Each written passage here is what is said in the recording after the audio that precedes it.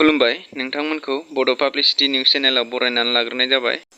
दिनै आं नोंथांमोननो मोननैसो खौरां लानानै फैदों। दिनैनि गिबि खौराङाव दङ हादोराव जिअ', एयारटेल, भडाफन आरो रिलायेन्स सिमनि रिचार्जखौ बारायना होनाय जाबाय। जिअ'नि रिचार्जखौ 15% निफ्राय 25%सिम, एयारटेलनि रिचार्जखौ 15% निफ्राय 20%सिम, भडाफननि रिचार्जखौ 11% निफ्राय 24%सिम बांहोना होनाय जाबाय। नैथि खौराङाव दङ मैया बिटिआरनि मावफुं सोद्रोमा डक्टर नीलुत स्वर्गियारिया रेवता बियाबनि सिङाव थानाय गयबारि बाथिचार्च आरो दंसिघाट गणेश मन्दिराव कमिउनिटि टयलेट आरो गोग्गो लोंग्रा दैनि आसनिखौ बेखेवनानै होनाय जादों।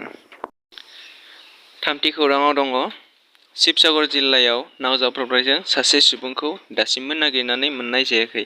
नाव जाब्रबथायाव गोमानाय सुबुंखौ प्रमेश साहानि होननानै मिथिनो मोननाय जादों। नगाव जिल्लायाव मोसानि उदखार, दैबाना लोमसावनायजों थानो जायगा मोनैनि गामियाव उदखार खालामफैदों।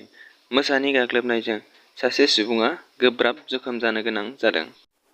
बाथि खौराङाव दं रायजोआव गोबां अखा हानायनि जाउनाव दैबाना लोमसावनायजों 11 लाखनिबो बांसिन सुबुंफोरा खहा जानो गोनां जादों। रायजोआव दासिम सा 38 सुबुंफोरनि जिउ जोबबाय होननानै मिथिनो मोननाय जादों।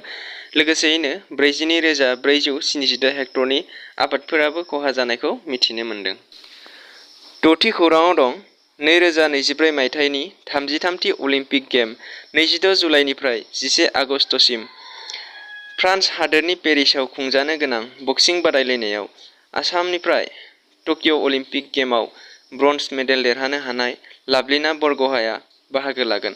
मख'नो गोनांदि लाभलिना बरग'हाया बे बादायलायनायाव आइजोफोरनि 75 केजि थाखोआव बाहागो लागोन। दिनैनि खौराङा एसेनोसै।